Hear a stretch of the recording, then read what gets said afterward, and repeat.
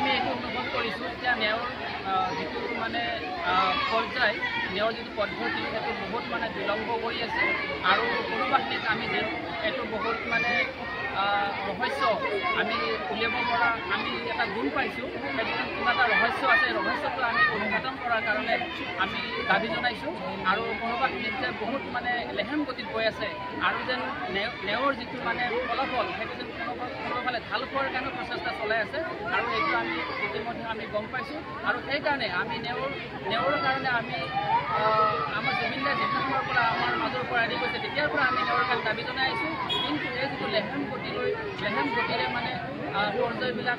এটা এটাকৈ গৈ আছে সেইটো কাৰণে আমি পুনৰবাৰ নেওৰৰ কাৰণে আমি দাবী জনাই পদযাত্ৰাটো আমি উলিয়াইছোঁ চণ্ডীগড় অঞ্চল যুৱ মঞ্চৰ সৌজন্যত আমি আজি জুবিন গাৰ্গৰ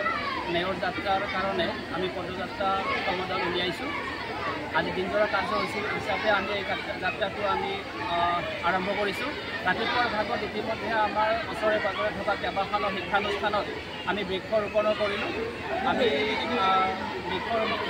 নাহৰ গছৰ পুলি আমি কেইবাখনো শিক্ষানুষ্ঠানত আমি ৰোপণ কৰিলোঁ জুবিন গাৰ্গ দাই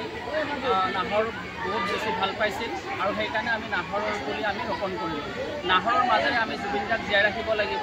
আৰু সেইটো কাৰ্যসূচী আমি পোনপ্ৰথমে আমি সমাপন সুন্দৰভাৱে কৰিলোঁ এতিয়া আমি জুবিন গাৰ্গৰ নেওৰ যাত্ৰাৰে আমি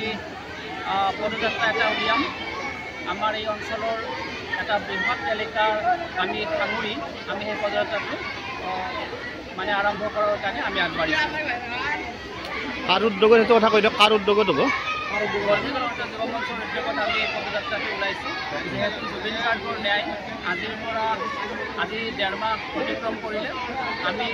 কোনোবাখিনিত আমি এনেকুৱা এটা অনুভৱ কৰিছোঁ যে চৰকাৰে যেন এই ন্যায় প্ৰদানত কোনোবাখিনিত যেন বিলম্ব কৰি আছে আৰু সেইকাৰণে আমি অতি শীঘ্ৰেই জুবিন দাৰ ন্যায়ৰ কাৰণে আমি এই প্ৰতিবাদ আৰু দাবীৰে আমি এই পদযাত্ৰাটো আৰম্ভ কৰিছোঁ